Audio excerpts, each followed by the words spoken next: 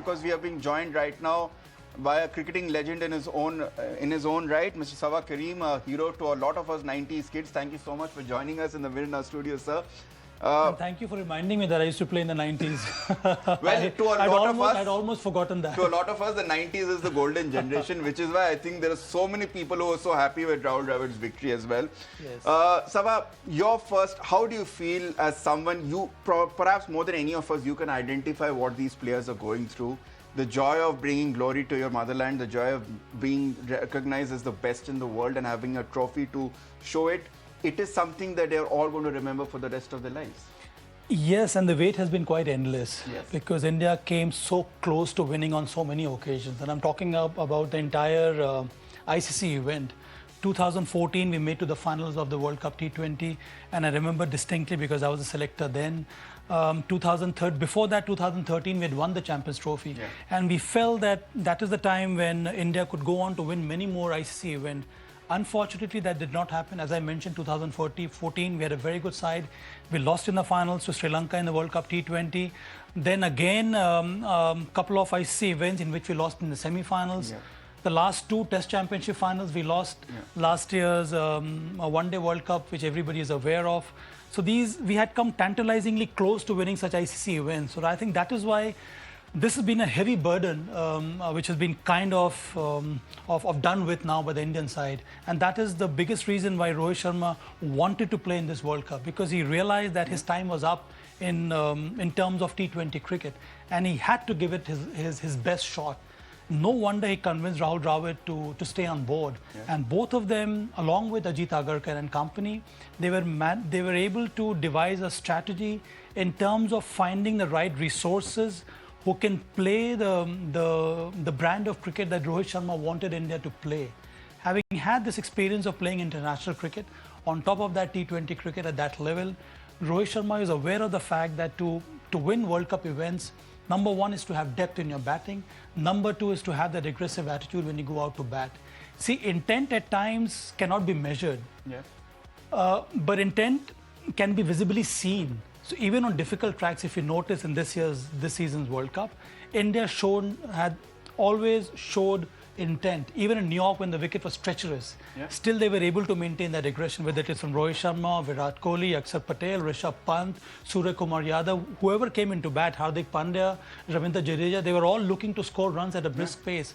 And I think that's what helped India to maintain that kind of confidence. And come the big game, come the biggest test, that was the finals against South Africa, on a wicket that was on the slower side, even after having lost those 3 early wickets, India did manage to get to a score of 176, which in the end proved so fruitful for India. Saba, you mentioned a very important point. A lot of people, a lot of fans, a lot of analysts had started looking India as perhaps the new chokers because of the inability to cross the finishing line.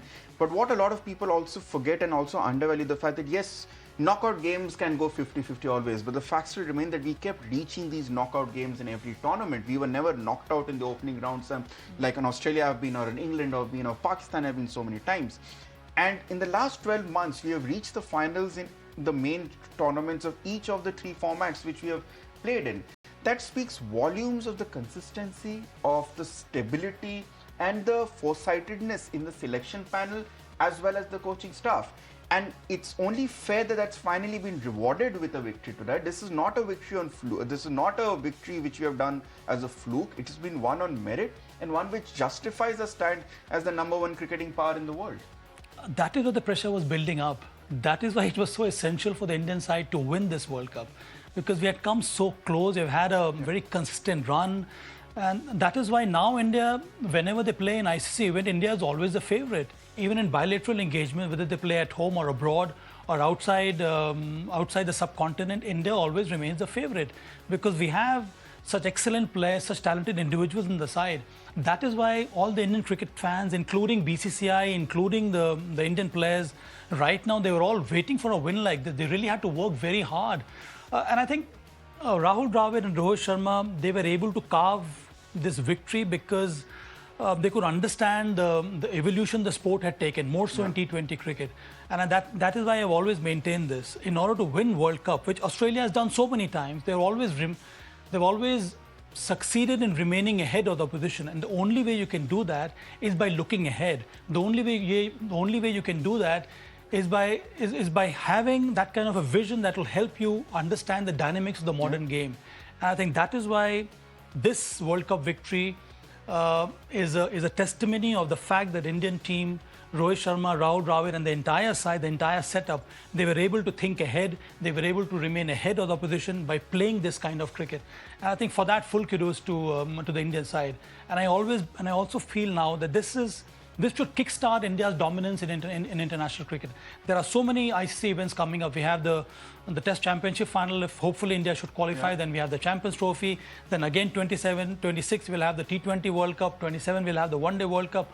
In all these tournaments, India not only should dominate, should also win these ICC events. Okay, I've been told, and much to my indignation, that I just have a few more minutes with you. So my last question at this point, to me, Saba, this has been a World Cup of several redemption stories, whether it be Rahul Dravid finally getting that World Cup trophy, something which he didn't need, but he definitely deserved in terms of legacy. There's been Rohit Sharma winning a World Cup, Virat Kohli finally taking his team across the end, whether it be Surya Kumar, Hardik Pandya. To you, what would be your most defining headline or the most defining memory you will take from this World Cup?